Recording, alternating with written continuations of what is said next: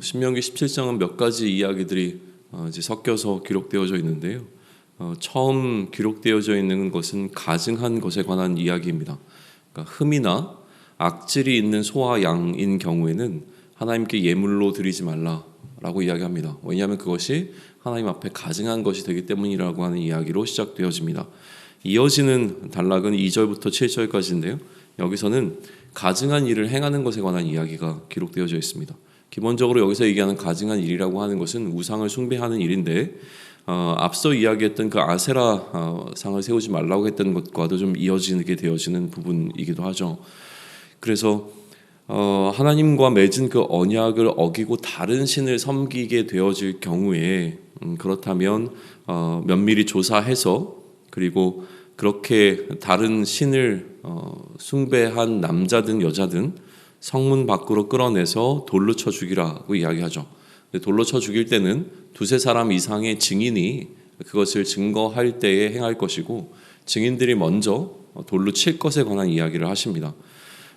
그리고 그 다음 단락에 이어져서 기록되어져 있는 것은 무법하게 행하는 것에 관한 이야기입니다. 그러니까 법에 따라 행하지 아니하고 그 법을 무시한 경우에 그것을 이제 어떻게 할 것인가라고 하게 되어지는데요. 사람들 사이에서 일어날 수 있는 법적인 분쟁의 상황을 어떻게 해결할 것인가가 핵심적인 이슈입니다. 만약에 서로 간에 판결이 어렵게 되어지면 하나님 여호와께서 택하실 곳으로 올라가라라고 이야기하는데 이것은 아마도 그들이 예배를 드리는 장소와 동일시되는 장소로 해석이 되어집니다. 그래서 하나님께 예배드리기로 지정되어 있는 그 장소에 가서 레위 사람 제사장과 당시 재판장에게 나아가서 그 건에 관해서 묻고 그들의 판결을 받으라라고 하는 하나님의 규례가 여기 기록이 되어져 있는 것이죠. 그래서 그들이 판결한 것대로 행해야 되고 그 판결을 어겨서 좌로나 우로나 치우치지 말 것에 관한 이야기를 또 하고 있습니다. 만약에 그렇게 판결이 내려졌는데도 이 판결을 따르지 아니하면 그 또한 죽이라라고 이야기를 하면서 그렇게 죽여야 하는 이유가 이스라엘 백성들 가운데서 이러한 악을 제거하기 위함이라는 설명을 해주고 있습니다. 그리고 이것이 하나의 본이 되어서 앞으로 법을 무시하지 않게 되어지는 것이 이스라엘 백성 가운데 교훈으로 전달되게 될 것이라고 하는 것을 시각적으로 나타내기 위하여 하나님께서는 돌로 쳐 죽이는 방식을 선택하셨던 것이죠. 그리고 나서 이어지는 구절은 이제 왕을 세우는 것에 관한 이야기가 기록이 되어져 있습니다. 14절로부터 이제 20절까지가 이 왕을 세우는 것에 관한 이야기인데 만약에 가나안 땅에 들어가서 거주하다가 다른 나라와 마찬가지로 이스라엘 백성들 안에 우리도 왕을 세워야 되겠다라고 하는 어떤 생각이 들거든 왕을 세울 때에는 이러한 질서를 따라 세우라라고 이야기를 하는 것이죠. 우선은 왕을 세우고 나면 그 왕이 따르지 않아야 할 질서에 관한 이야기를 합니다. 그것은 세상의 다른 왕들이 행하고 있는 것들일 텐데 그러한 행위들을 하지 말라라고 이야기를 하고 있는 것이죠. 그래서 우선은 타국인이 너희보다 너희를 다스리는 왕이 될 수 없음에 관한 이야기, 그리고 병마라고 하는 이 군대를 많이 두지 말 것을, 그래서 그것을 위하여 애굽으로 돌아가지 말 것을 이야기하고 계시고요. 또 아내를 많이 두지 말 것에 관한 이야기와 또 자기를 위하여 은금을 많이 쌓지 말 것에 관한 것과 같은 이제 규정들을 하나님께서는 세우시고 계십니다. 그런데 이제 왕이 된 자가 그러면 따르지 말 것에 관한 이야기를 했다면 이제는 무엇을 따를 것인가라고 하는 이야기가 이어지는데 왕위에 오르게 되면 이 율법의 등사본, 그러니까 이 율법을 다시 또 별도로 기록해서 평생 자기 옆에 두고 그것을 기준으로 하여 하나님을 경외하고 또 하나님의 율법 그 밑에서 다스릴 것에 관한 이야기를 지금 하고 계십니다. 그리고 그렇게 만약에 왕이 이 율법이라고 하는 것을 떠나지 않고 그 틀 안에서 통치를 하게 되어지면 그의 마음이 형제 위에 교만하지 않게 될 것이고 그리고 하나님의 명령을 떠나 좌로나 우로나 치우치지 않게 될 것이라는 이야기를 하죠. 그리고 결정적으로 이스라엘 중에서 그와 그의 자손이 왕위에 있는 날이 장구할 것이다. 그러니까 오랜 동안 이 왕위에 머물러 있을 것이다. 왕의 자리에서 물러나지 않게 할 것이다 라고 하는 이야기를 하면서 오늘 신명기 17장은 이제 마무리가 되어집니다. 신명기 17장은 이처럼 몇 가지 이야기들이 이제 기록되어져 있기 때문에 이 전체의 어떤 메시지를 하나로 이렇게 묶는 것은 그렇게 쉬운 일은 아니고요. 또 그렇게 기록된 것도 아니라는 생각이 좀 듭니다. 근데 그럼에도 불구하고 신명기 17장에 기록되어 있는 이 크게 네 가지의 이야기들을 계속 묵상하다 보면 한 가지 좀 선명하게 떠오르는 부분이 하나 있는데, 그것은 무엇이냐면 기본적으로 하나님께서 제도를 세우시는 과정 가운데서 무언가 좀 안전장치를 세우고 계신다라고 하는 그 느낌을 받게 되어집니다. 제도를 세우시는 것으로 끝나는 것이 아니라 이 제도가 다른 방식으로 사용되거나 악용되거나 오용되지 않을 수 있도록 하기 위하여 하나님께서 특별히 이 제도 안에 하나님의 방법들을 좀 심어 놓으셨는데, 그 부분들이 오늘 신명기 17장에서는 보다 좀 선명하게 드러나고 있는 것을 좀 발견해 볼 수가 있습니다. 가증한 일을 행한 사람을 고발을 하고 그의 공동체 안에서 제거하기 위하여, 이 악을 제거하기 위하여 돌로 쳐 죽이는 어떤 일을 한다라고 하는 것은 어쨌든 간에 생명이라고 하는 것을 그로부터 이제 빼앗아 가게 되는 상황이 되는 거죠. 그러니까 그의 생명이 달린 문제인 겁니다. 그러니 이 법이라고 하는 것이 잘못 오용되거나 악용되게 되어질 경우에 더 큰 범죄가 될 수도 있을 거고요.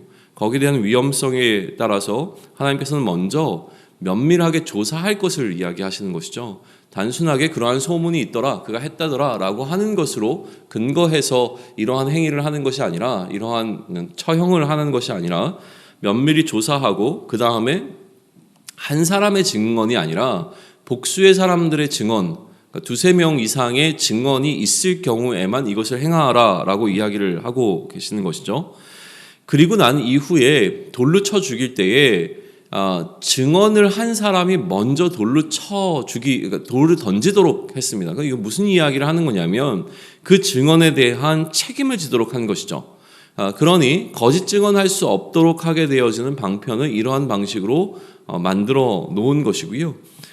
이 증언에 대한 책임을 질 것이 이제 요구되어지는 방식으로 하나님께서는 이처럼 안전장치를 세우고 있는 것을 우리는 보게 되는 것이죠. 마찬가지로 무법을 행한 자를 판결하는 어떤 그 일에 있어서도 이 판결을 내리는 장소를 하나님께서 지정한 곳으로 한정하고 있다라고 하는 사실에 우리는 주목해 볼 필요가 있습니다. 하나님이 택하신 곳이 하나님께 예배를 드리는 장소와 동일한 장소라고 한다면, 지금 재판이라고 하는 것은 예배를 드리는 장소와 같은 장소에서 이루어지는 행위가 될 것입니다. 그렇다면 이 재판이라고 하는 것은 그들이 하나님 앞에 예배를 드린 것 같은 동등한 권위를 갖고 있는 것으로 볼 수 있는 것이죠. 단순히 사람 간의 어떤 발생한 분쟁의 상황을 해결하기 위한 것이 아니라 그것을 하나님 앞에서 해결하고 또 하나님께 묻고 그 하나님께서 주시는 그 지혜로 이것을 하나님 앞에서 결정하겠다라고 하는 그 의지적인 표현이 이 안에 담겨 있는 것으로는 볼 수 있는 것입니다. 따라서 이 재판이라고 하는 것은 공정해야 하고 하나님의 공의 앞에서 하나님의 공의를 닮아 공의로 판결해야 하는 것이 이 인간 사이에서 일어나게 되는 재판이라고 하는 사실을 또 보게 되는 것이죠. 단순히 다수결의 원리라든가 아니면 누구의 목소리가 더 크기 때문에 결정되는 것이 아니라 이 모든 것은 하나님 앞에서 하나님의 기준 하에서 이루어지는 일이라고 하는 사실을 우리는 발견할 수 있게 되어집니다. 마지막으로 왕을 세우는 문제에 있어서도 그들이 왕을 요구했을 때 하나님께서는 왕을 세우는 문제를 안 된다라고 이야기하지 않으셨습니다. 왕은 세우되, 그러나 그 왕이 통치할 때에 그가 가지고 있을 수 있는 어떤 그 위험적인 요소들을 이스라엘 가운데서 그것이 실제로 문제가 되지 않게 하기 위하여 하나님께서는 나름대로 안전장치를 세우고 계시는 것을 우리는 보게 되는 것이죠. 가장 결정적인 안전장치는 그 왕이 아무리 모든 사람 위에 그의 권위를 가지고 그의 권력을 행사할 수 있는 자리라고 하더라도 그는 율법 아래 놓여 있는 자라고 하는 사실을 분명하게 하고 있다는 겁니다. 결국은 하나님의 법에 따라, 하나님의 법 아래서 하나님의 뜻에 따라 이 모든 것들을 행해야 하는 자가 바로 이 왕이라고 하는 사실을 분명하게 해주고 있는 것이죠. 왕은 끊임없이 율법을 그 옆에 놓고 살펴야 했고, 그가 어떤 결정을 내릴 때 그의 결정이 하나님의 뜻에서 벗어나는가 벗어나지 않는가를 계속 살필 수 있는 그러한 과정들을 밟아야 했음을 우리는 이 신명기 17장의 마지막 부분에서 알 수 있는 것이죠. 그리고 이 왕을 세우는 것에 관한 결론이자 신명기 17장의 전체적인 결론이라고 보이는 것이 바로 20절인데요. 하나님의 질서가 어느 순간 세상의 질서로 변질되는 것에 관한 경고의 말씀으로도 우리는 볼 수 있을 것 같습니다. 그의 마음이 그의 형제 위에 교만하여지지 아니한다라고 하는 것과 또 이 명령에서 떠나 좌로나 우로나 치우치지 아니하게 하도록 한다라고 하는 것. 그래서 이스라엘 중에서 그와 그의 자손이 왕위에 있는 날이 장구하게 될 것이라고 하는 그 이야기는 결국은 하나님의 질서대로 살아가고 있는 우리들에게도 동일하게 적용될 수 있는 부분이라고 하는 거예요. 세상의 질서를 따르지 아니하고 하나님의 백성으로서 하나님의 질서를 따르기로 결정한 우리들입니다. 그러나 어느 순간 우리 안에 이처럼 하나님의 질서라고 하는 부분들을 오용하고 악용하는 것을 통하여서 어느 순간 우리도 알지 못하는 사이에 세상의 질서가 우리의 하나님의 질서를 따르고 있는 이 마음 가운데로 들어와 하나님의 질서를 따르는 우리의 마음을 세상의 질서로 변질시키게 되어지는 순간들이 찾아오게 될 때에 그것들을 막을 수 있는 안전장치가 이렇게 주어진다라고 하는 것이죠. 그래서 우리로 하여금 이러한 행위들을 동일하게 하지 않도록 방지해 주는데, 그러면 우리는 왜 하나님의 질서를 따르다가 이처럼 세상의 질서라고 하는 것에 우리의 마음을 빼앗겨 버리는가라고 하는 질문을 던져볼 수 있을 겁니다.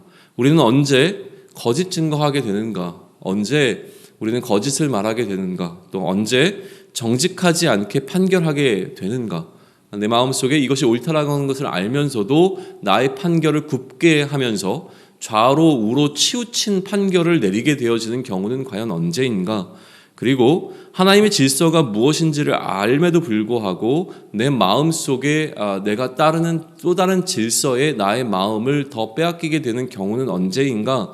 라고 하는 것들을 우리가 다시 한번 질문해 볼 수 있다면, 그렇다면 결국 내가 이처럼 하나님께서 만드신 안전장치에 걸리게 되어지는 상황들은 나 스스로가 나의 이익을 추구할 때라고 하는 사실을 우리는 깨닫게 될 겁니다. 내가 무언가를 더 취하고자 할 때에 하나님의 질서가 분명하게 존재함에도 불구하고 우리는 거짓 증거를 하게 되어지고 정직하지 않게 판결을 하며 또 내 판단을 하나님의 판단보다 더 앞서서 나의 권위를 하나님의 권위보다 훨씬 더 높게 놓고 결정하게 되는 잘못을 범하게 된다라고 하는 것입니다. 그러므로 우리는 이처럼 하나님의 안전장치 안에 머물러 있기 위한 노력과 애씀을 좀 보여야 한다는 것이고요. 결국 이러한 하나님의 질서가 존재하지만 하나님의 질서를 거역한 자들의 모델이 예수를 그리스도로 인정하지 못하고 두세 사람의 증인을 통하여 예수님께서 하나님의 전을 허물겠다라고 했던 이야기를 통해 예수님을 죽음으로 몰고 갔던 그 사람들에게서 우리는 볼 수 있는 것이죠. 자신들의 이익을 보존하기 위하여 예수를 죽일 수밖에 없었고, 그럼에도 불구하고 진정한 왕으로서 하나님의 뜻에 순종하기 위하여 하나님의 뜻 안에 계속 머물고자 했던 모습을 보이는 그 모델로서 우리는 예수님의 모습을 발견할 수 있을 겁니다. 십자가를 지기 위하여 하나님 앞에서 끊임없이 질문 던졌던 그 예수님의 모습 속에서 우리는 참된 왕의 모습을 발견하기 원하고요. 또한 예수를 그리스도로 인정하지 못하고 그를 십자가에 못 박아 죽이라고 소리질렀던 그 이스라엘 백성들의 음성 가운데 우리의 마음도 동일하게 담겨 있음에 대한 것을 인정하므로 오늘도 우리는 우리의 연약함을 인정하고 하나님의 이 안전장치 안에 머물러 있을 수 있기를 소망합니다. 그래서 우리에게 말씀하시는 좌로나 우로나 치우치지 아니하고 교만하여진다라고 이야기하는, 다시 얘기해서 하나님보다 앞서려고 하는 우리의 마음을 우리가 하나님 앞에서 다시 한번 정결하게 함으로 말미암아 하나님의 법 아래 머무르고 하나님의 뜻 아래서 하나님의 다스림 안에서 그 그리스도의 통치를 받는 오늘을 살아낼 수 있는 저와 여러분이 되기를 축원합니다. 아멘.